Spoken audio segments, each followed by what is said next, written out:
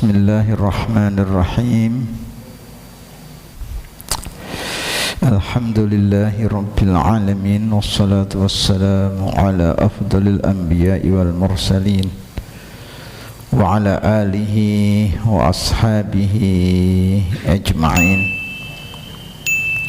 Amma ba'd, fa inna asdaqal hadithi kitabullah wa khairal hadi hadi Muhammadin sallallahu alaihi wasallam wa syarrul umuri muhdatsatuha wa kullu muhdatsatin bid'ah wa kullu bid'atin dhalalah wa kullu dhalalatin finnar. Hadirin, marilah kita lanjutkan ta'lim kita, pembahasan hadis-hadis ahkam yang pada hari ini kita masih dalam bab nafaqah, ya, atau kewajiban kepala keluarga untuk memberikan nafkah kepada anak dan istrinya. Dalam syariat Islam memang ditetapkan bahwa yang punya tanggung jawab, yang punya kewajiban memberikan nafkah keluarga adalah kepala keluarganya, ya. Sebagaimana ayat yang berkali-kali kita ulang dalam konteks nafkah ini, wa 'alal mauludilahu rizquhunna wa kiswatuhunna, ya. Al maulud lah, ya, dalam hal ini adalah suamilah yang kemudian kita sebut sebagai kepala keluarga itu memiliki kewajiban untuk memberikan nafkah kepada anak dan istrinya, ya. Menunjukkan sedemikian mulianya ajaran Islam di dalam menjaga, di dalam memelihara hak-hak seorang istri, ya.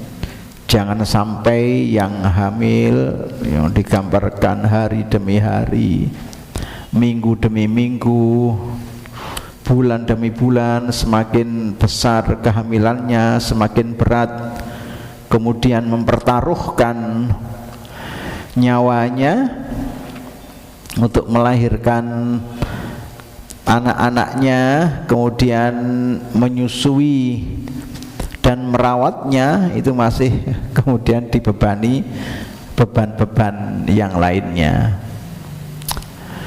Bahwa kemudian seorang istri bekerja menghasilkan uang dan memperoleh izin dari suaminya, ya, itu dikembalikan kepada kesepakatan di antara suami dan istri tadi. Tapi tetap saja tidak boleh suami itu kemudian memeras istrinya terkait penghasilannya. Kalau itu terjadi bisa perbudakan nanti namanya.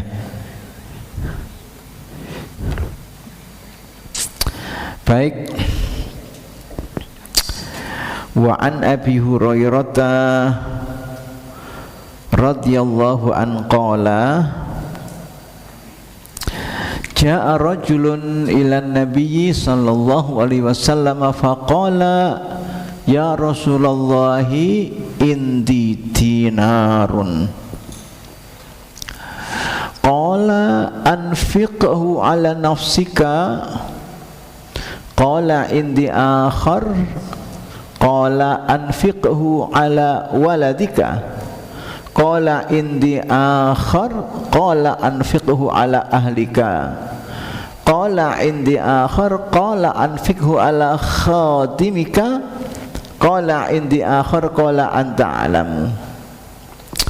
Akhrajahu Syafi'i wa lafdhu lahu wa Abu Dawud wa akhrajahu Nasa'i wal Hakim fi taqdimi zaujah 'alal waladi, dengan mendahulukan zaujah, istri, atas walad, ya, anak. Dalam bahasa Arab, walad itu artinya anak, bisa laki, bisa perempuan. seperti yang terdapat di dalam Quran surat An-Nisa ayat 11, yusikumullahu fi auladikum lidzakari mithlu hadzil unthayain. Allah perintahkan kepada kalian terkait hak waris anak-anak kalian, yang laki dapat 2 bagian daripada yang perempuan. Baik laki ataupun perempuan disebut walad, anak. Kalau anak laki ibnun, bentuk jamaknya abna. Kalau anak perempuan bintun, bentuk jamaknya banat ya. Misalnya Zaid putranya Umar, maka Zaid ibnu Umar, cuma dalam bahasa Melayu disingkat bin Umar gitu aja. Misalnya Hindun putranya Zaid, ya cukup Hindun binti Zaid. Dalam hadis ini dijelaskan ja'a rajulun minan nabiyyi, datang seseorang menghadap Nabi. Faqala, kemudian ia mengatakan, ya Rasulullah, duhai Rasulullah, indi dinar, saya punya duit 1 dinar. Ya enggak tahu kok cerita-cerita. Dinar itu koin emas ya. Kalau dirham koin perak. Faqala kemudian Nabi mengatakan, anfikhu ala nafsika, nafkahkan ia untuk dirimu ya. Ya nafkahi dirimu, karena kamu kerja perlu modal. Di antara modal kerja adalah sarapan ya. Berangkat gak sarapan bisa pingsan di tengah jalan ya. Gak situ nyambut gawe. Qala indi akhar, rajul tadi bilang saya juga punya yang lainnya. Qala anfikhu ala waladika, belanjakan ia, nafkahkan ia untuk anakmu, bisa laki bisa perempuan. Qala indi akhar, masih ada koin emas yang lainnya. Qala anfikhu ala ahlika, nafkahkan maksudnya kepada istrimu. Makanya dalam riwayat An-Nasa'i dan Hakim itu mendahulukan zaujah atas walad ya. Artinya dengan redaksi anfikhu ala zaujatika, qala indi akhar, qala anfikhu ala waladika ya. Setelah itu dia bilang qala indi akhar, saya punya yang lainnya. Qala anfikhu ala khadimika, belanjakan ia untuk pegawai atau pembantumu. Ya kalau sekarang disebut sebagai asisten rumah tangga. Artinya itu penting bagi seseorang yang memiliki keleluasaan rizki, supaya tugas istrinya di rumah itu menjadi ringan kalau memang seorang suami memiliki syaratnya, memiliki modalnya, sehingga tugas misalnya bersih-bersih rumah, nyuci, gosok baju dan sebagainya tidak ia lakukan karena ia fokus pada penjagaan dan perawatan anaknya yang masih kecil ya, barangkali begitu. Walaupun anaknya sudah besar ya, kalau rumahnya gede terus kemudian jenengan mengandalkan istri bersih-bersih, waduh, apa ndak kasihan gitu. Qala indi akhar, kemudian orang tadi mengatakan saya punya yang lainnya. Qala anta a'lamu, dia mengatakan kamu lebih tahu untuk apa yang demikian ini digunakan. Ya tentu ini bicara tentang strategi pengembangan keluarga yang di dalamnya ada macam-macam kesepakatan, misalnya terkait belanja, itu kan macam-macam model suami memberi belanja istrinya kan macam-macam. Ada suami yang kau 1 bulan apa yang kau butuhkan di luar listrik, internet, telepon, air, butuhmu berapa, kasih. Kalau kurang ya minta. Ada juga yang belanjanya itu tidak seperti itu, tapi menjadikan istrinya juga sebagai bendahara. Ya pokoknya dapat kasihkan istri, pokoknya bojone kongkon ngatur ya. Ono akeh ya celengi, ono didik ya entekno. Sehingga suami dalam arti yang mencari nafkah tadi tidak punya pikiran untuk apa duit itu, ya pokoknya diserahkan kepada istrinya. Ya macam-macam lah, yang penting itu berdasarkan kesepakatan di antara suami istri.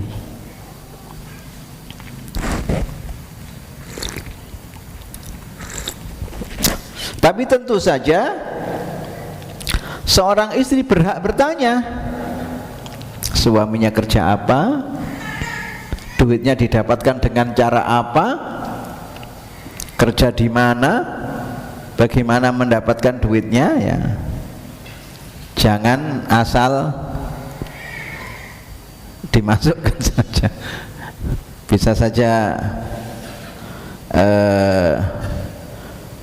suaminya mendapatkan duit misalnya saja dari jalan yang ternyata haram, ya, sehingga istri akan memberikan peringatan kepada suaminya.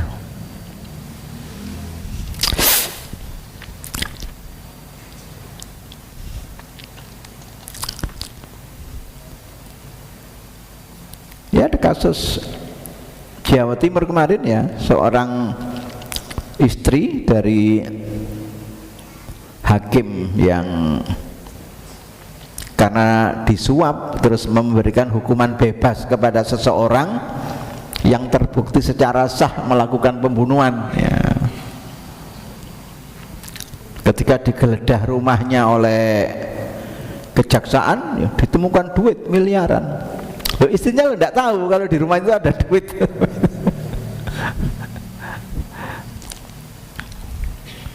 Karena kalau orang suap menyuap itu kan tidak mungkin pakai transfer lewat jasa perbankan, tidak mungkin. Tidak usah miliar, ratusan juta saja sudah terpantau.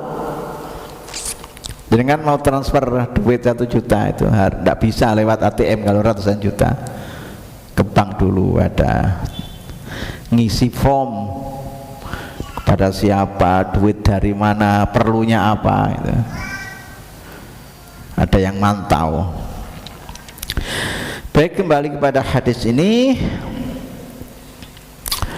Pertama, bahwa hadis ini menunjukkan tanggung jawab memberi nafkah kepada keluarga itu adalah tanggung jawab seorang suami atau kepala keluarga.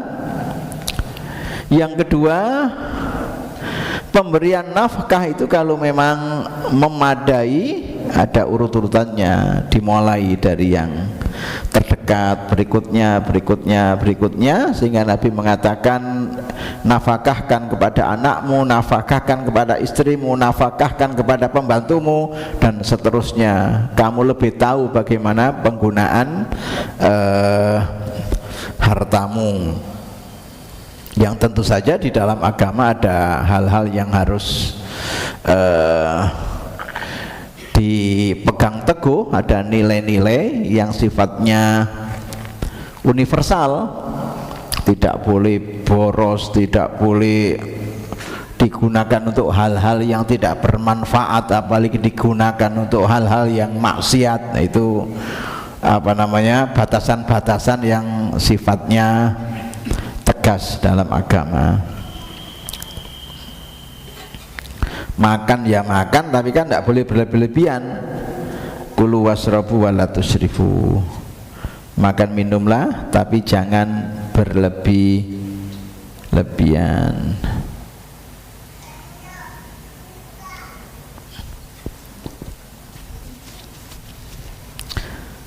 Hadis berikutnya, wa an Bahzin ibni Hakim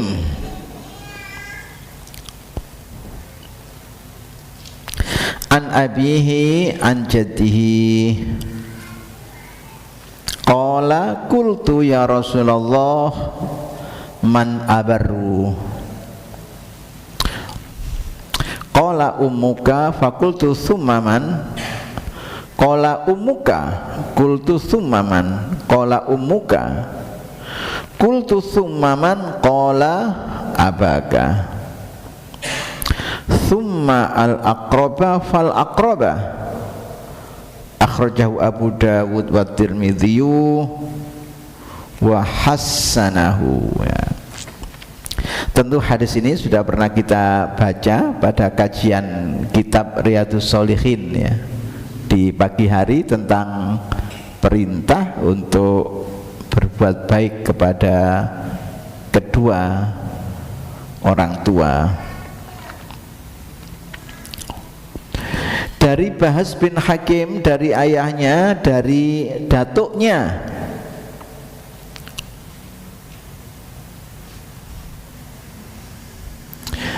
Datuknya bilang, menceritakan ya peristiwa yang ia alami bersama Rasulullah Sallallahu Alaihi Wasallam.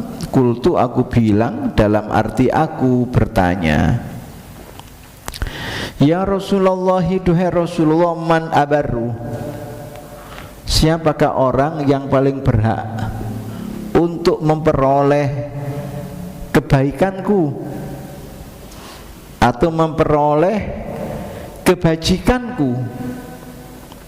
Qala, Nabi menjawab,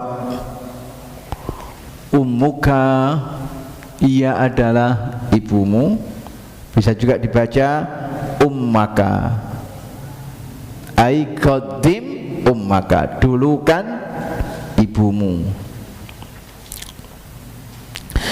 Summaman, kemudian ia bertanya lagi,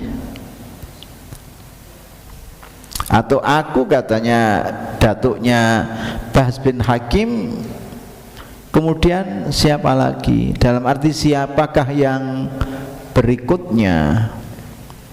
Qala ummaka, Nabi mengatakan ibundamu. Qultu summaman, kemudian aku bilang lagi,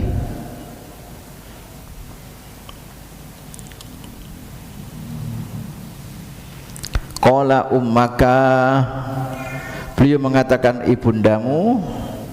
Qultu, aku bilang lagi, summaman, kemudian siapa lagi? Qala abaka, ayahandamu. Summa al aqroba, kemudian kerabat yang dekat. Fal aqroba, kemudian kerabat yang dekat. Jadi dalam hadis ini diceritakan datuk daripada Bahz bin Hakim itu bilang, qultu ya Rasulullah man abarru, duhai Rasulullah, siapakah orang, siapakah sosok yang paling patut memperoleh kebaikan dari diriku? Qala ummaka, Nabi menjawab ibundamu. Qultu summaman, aku bertanya lagi, kemudian siapa? Qala ummaka, Nabi mengatakan ibundamu. Qultu summaman, kemudian aku bertanya siapa lagi? Qala ummaka, Nabi mengatakan ibundamu. Qultu summaman, kemudian aku bertanya lagi. Qala abaka. Nabi menjawab ayahmu. Itu harokatnya keliru kok, sumamin. Summa al akroba, kemudian kerabat dekat. Fal akroba, kerabat dekat yang ringnya lebih jauh lagi, ringnya lebih jauh lagi. Baik.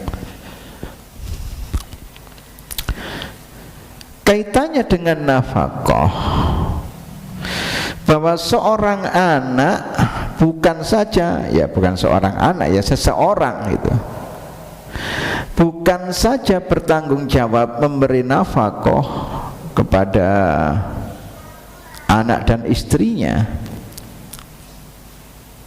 tapi ia juga punya kewajiban memberi nafkah kepada kedua orang tuanya sekiranya ia sempat hidup bersama orang tuanya yang usianya renta, yang usianya senja, yang sudah tidak berdaya lagi. Ya kalau orang tuanya pensiunan presiden itu sangunya banyak.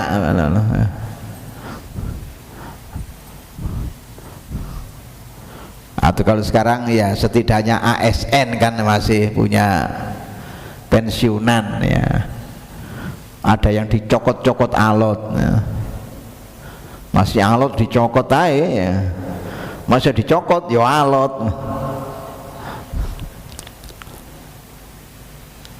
Karena orang tua kita yang sepuh dan kemudian ia punya pensiunan, kan setidaknya dimakan sendiri. Anak-anaknya sudah banyak kerja ya, sehingga walaupun jumlahnya tidak banyak, ya insya Allah bisa dipakai hidup selama 1 bulan itu ya. Tapi istilah berbuat baik, istilah berbakti itu kan bukan soal nafkah yang sifatnya lahiriah saja. Ada nafkah yang sifatnya batiniah, bukan saja yang lahiriah, ada juga yang batiniah. Kasih sayang, menjenguk orang tua, merawat orang tua, dan lain sebagainya, yang dalam Islam itu dikatakan sebagai birrul walidain. Perintahnya jelas, Al-Quran, Al-Hadis. Wa qadha rabbuka alla ta'budu illa iyyah wa bil walidaini ihsana. Tuhanmu telah memerintahkan kepadamu alla ta'budu illa iyyah, janganlah kamu beribadah, janganlah kamu menyembah kecuali hanya kepadanya. Wa bil walidaini ihsana, kepada dua orang tua berbuat baiklah yang sebaik-baiknya, ai ahsinuhuma ihsanan. Nah itu, berbuat baiklah kepada keduanya sebaik-baiknya. Ayat Allah mengatakan wasahibhuma fid dunya ma'rufa, temani ia, dampingi ia dalam kehidupan dunia ini dengan pendampingan yang sebaik-baiknya, walaupun itu kaitannya dengan orang tua yang tidak seakidah, dengan orang tua yang tidak seiman, masih begitu.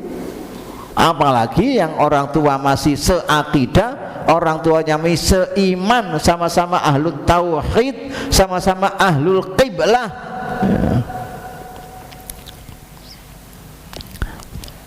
Nah kemudian kata-kata ibundamu disebut 3 kali, kata-kata ayahandamu disebut 1 kali,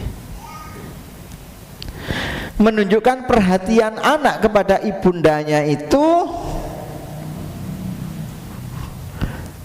lebih kuat. Kenapa? Ya karena yang paling rawan untuk disakiti hatinya oleh anak itu ya ibunya. Loh kok bisa begitu? Lah iya, yang setiap hari merawatnya. Bapaknya kerjanya di luar kota, bahkan di luar negeri, kirim duitnya lancar, tapi kan tidak pernah tahu rewelnya anak.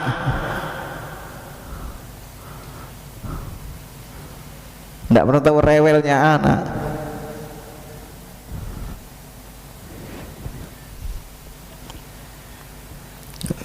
Saya diceritani istri saya, ya, saya kuliah di Jogja, istri saya ada di Jombang,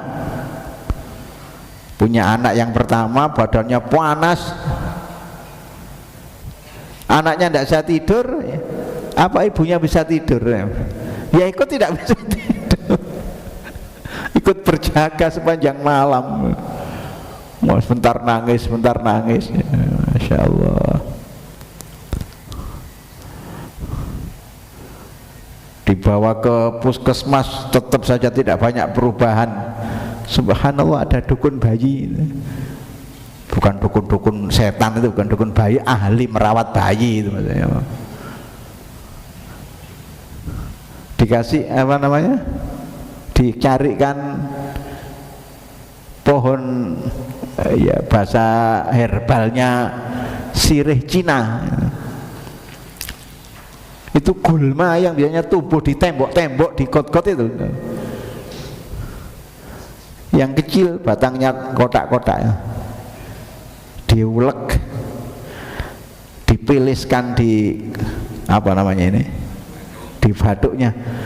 Subhanallah, langsung katanya seret, dingin, hilang panasnya.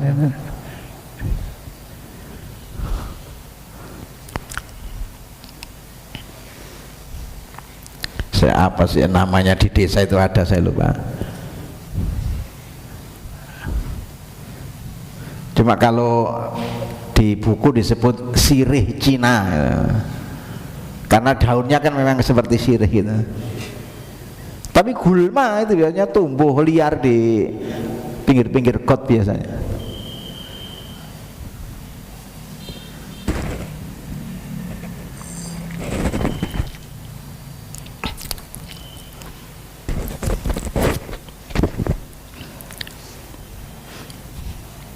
Nah, yang merawat bayi itu namanya Mbok Sia, ya katanya Mbok Sia mati di atas cowek itu apa, lombok terasi uyah. Tayyib.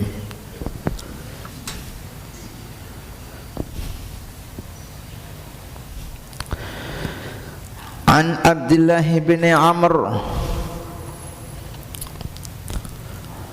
radhiyallahu ta'ala anhuma, maksudnya Abdullah bin Amr ibn al-As, anna imra'atan qalat, ada seorang perempuan berkata, ya Rasulullah, inna ibni hadza kana batni lahu wi'aun wa sadjilahu siqaan wa hijrilahu khiwaan wa inna abahu talaqani wa arada ayyan tazi'ahu minni. Faqala laha Rasulullah sallallahu alaihi wasallam, anti ahaqqu bihi malam tangkihi. Rawahu Ahmad wa Abu Daud wa shahhahahu Al-Hakim.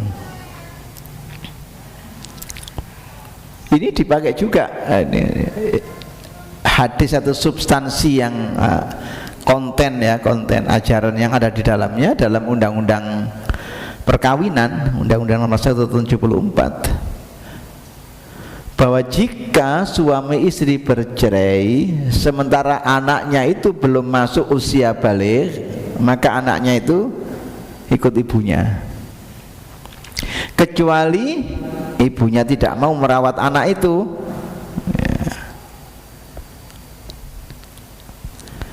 Kalaupun anak itu ikut ibunya, maka nafkah anak itu tetap tanggung jawab ayahnya.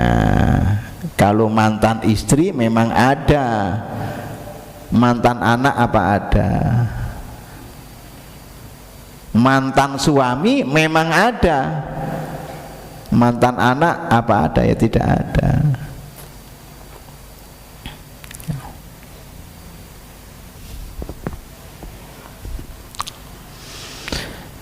Abdullah bin Amr bin As mengatakan,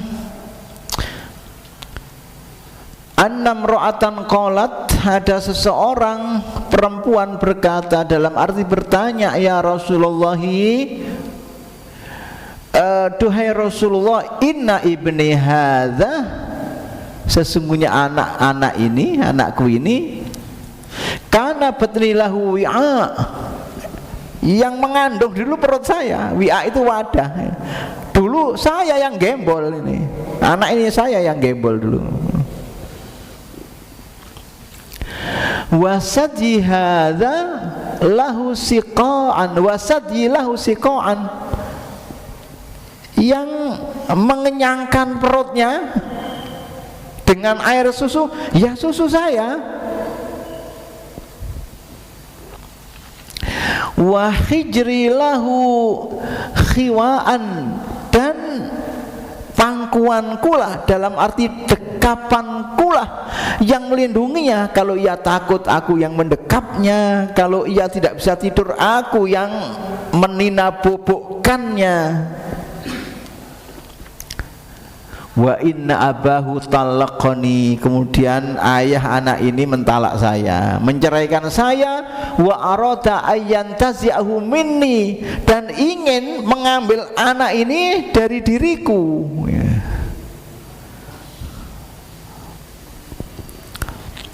Faqala laha Rasulullah sallallahu alaihi wasallam, kemudian Rasulullah berkata padanya, anti ahaqqu bihi, engkau lebih berhak terhadap anakmu, malam tangkihi, selama engkau tidak menikah. Karena kalau engkau menikah, nanti kamu punya tugas merawat suamimu, khawatirnya anakmu tidak memperoleh waktu untuk diperhatikan. Apalagi kan tidak semua ayah tiri kemudian menerima anak tirinya dengan tulus. Terus apa, ono istilah itu, orang-orang angge-angge. Apa maksudnya? Angge-angge, orang-orang. Gak melok gawe, melok gendong. Ya enggak apa-apa.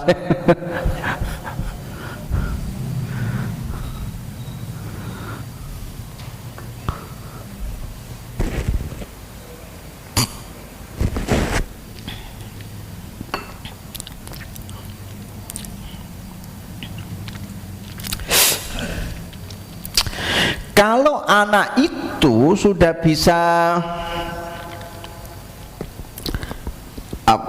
mempertimbangkan, maka dia diberi hak untuk memilih. Wis le pean melok sopo, melok bapak pean oleh, melok emak pean oleh. Kulo nderek emak mawon ya gak apa-apa, kulo nderek bapak mawon ya gak apa-apa. Tapi kalau anak itu masih belum cukup umur, ibunya lebih berhak, karena ibunya lah yang lebih baik dalam hal merawat anaknya. Tapi ingat, ini yang sering diabaikan dalam konteks keluarga di Indonesia. Walaupun bercerai, bukan berarti kemudian ayah dari anak itu selesai tanggung jawabnya. Terus ya punya tanggung jawab untuk memberikan nafkah kepada anaknya. Kalau anaknya itu masih bayi, kemudian ibunya harus menyusui, dia punya tanggung jawab untuk memberikan asupan gizi yang cukup kepada mantan istrinya, supaya ASINya berkualitas sehingga anaknya sehat. sampai selesai dia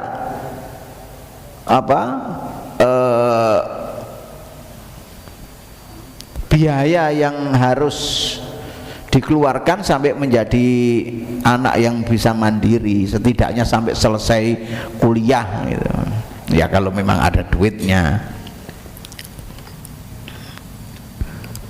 Ya, tapi kan dalam penelitian yang dilakukan mahasiswa itu banyak keluarga itu begitu cerai wis melawayu sing lanang golek maneh.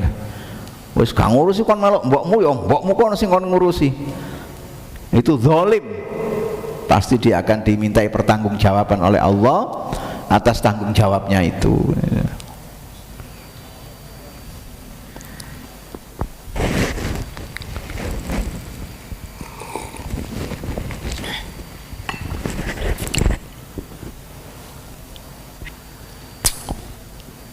Nah ini yang dipakai bahkan dalam hukum perdata umum seperti itu yang itu menunjukkan bahwa kan perdata, hukum perdata ini apa namanya, KUH Perdata, Kitab Undang-Undang Hukum Perdata di Indonesia ini yang dikenal dengan BW.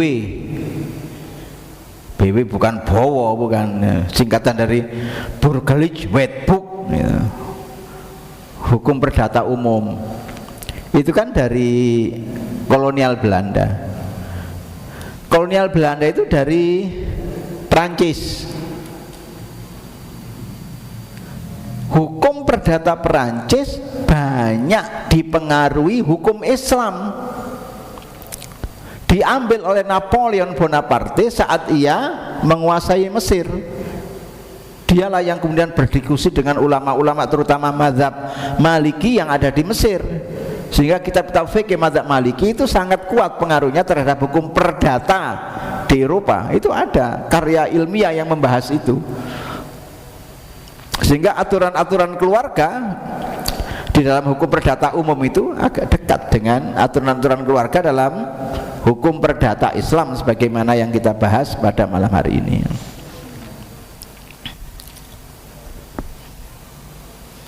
Termasuk masalah iddah itu dekat sekali.